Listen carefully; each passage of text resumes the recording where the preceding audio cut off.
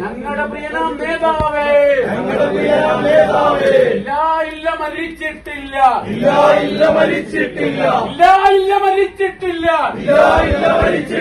ജീവിക്കുന്നു ഞങ്ങളിലൂടെ.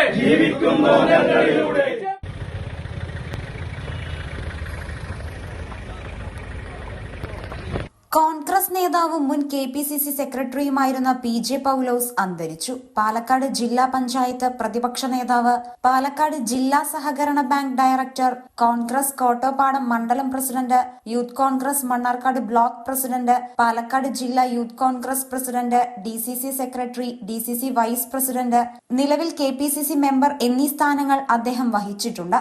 മണ്ണാർക്കാടും അട്ടപ്പാടി ഉൾപ്പെടെയുള്ള പരിസര പ്രദേശങ്ങളിലും കോൺഗ്രസ് കെട്ടിപ്പടുക്കാൻ അഹോരാത്രം പരിശ്രമിച്ച പ്രസ്ഥാനത്തിന്റെ അമരക്കാരനാണ് ഓർമ്മയായത്.